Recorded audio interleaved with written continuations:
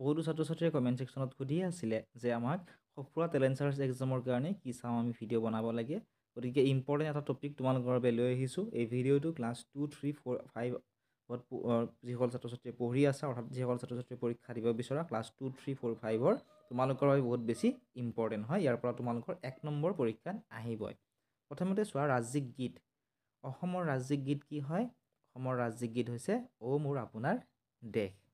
অ' মোৰ আপোনাৰ দেশ হৈছে অসমৰ ৰাজ্যিক গীত। নেক্সট চোৱা, ৰাজ্যিক শ্লোগান। অসমৰ ৰাজ্যিক শ্লোগান কি হয়?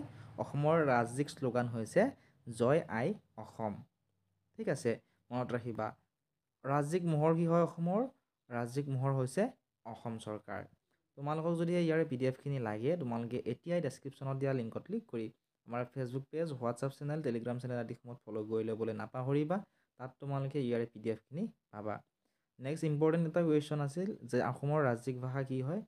অসমৰ ৰাজ্যিক ভাষা হৈছে অসমীয়া। ইয়াৰ পৰা তোমালোকৰ পৰীক্ষাত কমন আহিবই, তোমালোকে ভালদৰে চাবা। নেক্সট চোৱা, ৰাজ্যিক সাহিত্য সভা কি হয়? ৰাজ্যিক সাহিত্য সভা হৈছে অসম সাহিত্য সভা। নেক্সট চোৱা, ৰাজ্যিক উৎসৱ। অসমৰ ৰাজ্যিক উৎসৱ কি হয়? অসমৰ ৰাজ্যিক উৎসৱ হৈছে বিহু। নেক্সট চোৱা, অসমৰ ৰাজ্যিক নৃত্য কি হয়? অসমৰ ৰাজ্যিক নৃত্য হৈছে বিহু নৃত্য। নেক্সট তোমালোকে চোৱা, আৰু আছে বহুতখিনি ইম্পৰ্টেণ্ট। অসমৰ ৰাজ্যিক ফুল কি হয়? অসমৰ ৰাজ্যিক ফুল হৈছে কপৌ ফুল। কপৌ ফুল হৈছে অসমৰ ৰাজ্যিক ফুল। নেক্সট চোৱা, অসমৰ ৰাজ্যিক গছ কি হয়? ৰাজ্যিক গছ হৈছে হলং। অসমৰ ৰাজ্যিক জন্তু কি?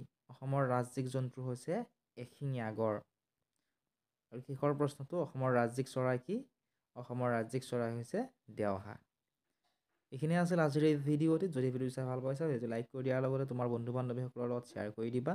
আৰু যদি ভিডিঅ' লাগে কমেণ্ট ছেকশ্যনত কমেণ্ট কৰি জনাবা। মই চেষ্টা কৰিম এনেকুৱা ধৰণৰ আৰু ভিডিঅ' তোমালোকৰ মাজলৈ লৈ আহিম।